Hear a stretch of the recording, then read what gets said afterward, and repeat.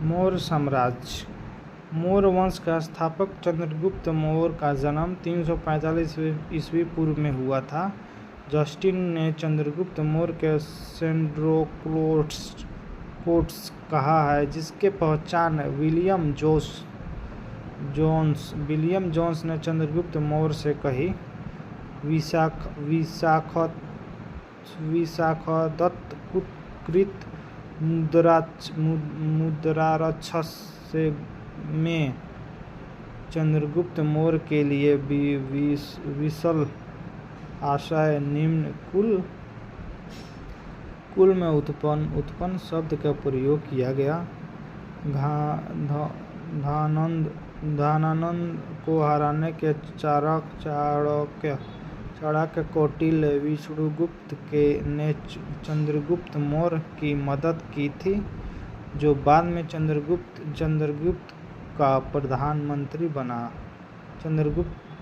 प्रधानमंत्री बना। इसके द्वारा लिखित पुस्तक अर्थशास्त्र है, जिसका संबंध राजनीति से है। चंद्रगुप्त मगध की राजगद्दी पर 322 ईस्वी में पूर्व में बैठा। चंद्रगुप्त जैन धर्म का अनुयायी था। चंद्रगुप्त ने अपने अंतिम समय कर्नाटक के श्रवणबेलगोला नामक स्थान पर बिताया। चंद्रगुप्त ने 305 ईस्वी पूर्व में सेल्यूकोस निकेटर को हराया। सेल्यूकोस निकेटर ने अपनी पुत्री कॉर्नेलिया की शादी चंद्रगुप्त मौर्य के साथ कर दी और युद्ध की संधि शर्तों के अनुसार 4 प्रांत काबुल, कंधार, हेरात और मोक्रान चंद्रगुप्त को दिए। चंद्रगुप्त मौर्य ने जैनी गुरु भरतबाहु में जैन धर्म के दीक्षा ली थी। मेगस्थनी सेल्यूकस निकेटर का राजदूत था, जो चंद्रगुप्त के दरबार में रहता था। मेगस्थनीज द्वारा लिखी गई पुस्तक इंडिया है। मेगस्थनी के अनुसार सम्राट का जनता के सामने आने वाला अवसरों में शोभा यात्रा के रूप में जश्न मनाया जाता है। उन्हें एक सोने की पाली में ले जाया जाता है। उनके अंतरिक्ष सोने और चांदी के अलंकृत हथियारों पर सवार करते हैं। कुछ अंगरक्षक पेड़ों के लेकर चलते हैं। इन पेड़ों के प्रतीक्षित तोतों और झूड़ों रहा है, जो सम्राट के सिर के चारों तरफ से चक्कर लगाता रहा है। राजसमान हथियारबंद महिला से घिरे होते हैं। इनके खाना खाने के पहले खास नौकर उस खाने के चखते हैं और वो लगातार 2 रात एक ही कमरे में नहीं सोते थे। पाटलिपुत्र के बारे में भी पाटलिपुत्र एक विशाल प्राचीर से घिरा है, जिसमें 570 बुर्ज है और 64 द्वार है। 570 बुर्ज और 64 द्वार हैं, जो और 3 मंजिला वाला घर लकड़ी और कच्ची ईंटी से बनी है। राजा का महल भी काठ का बना है, जिसे पत्थर की नक्काशी आकृत किया गया है। यह चारों तरफ से आहोनों से चिड़िया के लिए बने बसेरों से घिरा है। चंद्रगुप्त मौर्य के सेल्यूकोस के बीच हुई युद्ध का वर्णन एपियानस ने किया है। प्लूटार्क के अनुसार चंद्रगुप्त ने सेल्यूकोस को 500 हाथी उपहार में दिया था। चंद्रगुप्त की मृत्यु 298 ईस्वी पूर्व में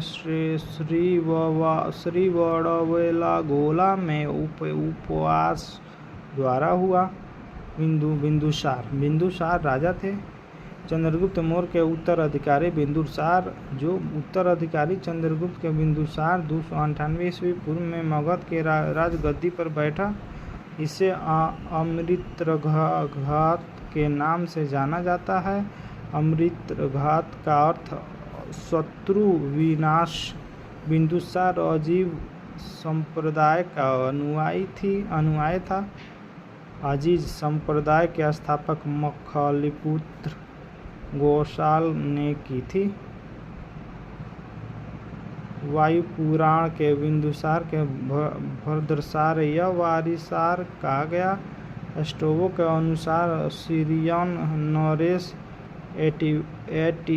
एटियोक्स के बिंदुसार के दरबार में डाइमेक्स नामक राजदूत भेजा। इसके ही मेगास्थनीज का उत्तराधिकारी माना जाता है। जैन ग्रंथ के बिंदुसार के शिनसेन कहा गया। बिंदुसार के शासनकाल में तक्षशिला सिंधु एंड झेलम नदी के बीच में हुई 2 विद्रोह के वर्णन है। इससे विद्रोह को दबाने के लिए बिंदुसार ने पहले सुसीम को और बाद में अशोक को भेजा। एथेनियम के अनुसार बिंदुसार ने सीरिया के शासक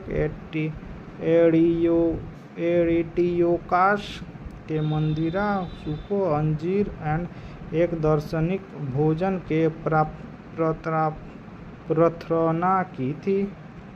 बौद्ध वृत्तांत में बिंदुसार को 16 राज्य में विजेता बनाया है। बिंदुसार की सभा में 500 सदस्य वाली एक मंत्रिपरिषद थी जिसका प्रधान खलाटक था। ये भी अशोक राजा अशोक इसी में है। अशोक बिंदुसार के उत्तराधिकारी अशोक महान हुआ जो 259 ईसा पूर्व में मगध के राजगद्दी पर बैठा। अशोक की माता का नाम शुभद्रागी था। दुर्यावादन में अनुसार राजगद्दी पर बैठने के समय अशोक अवंतिक का राज्यपाल था।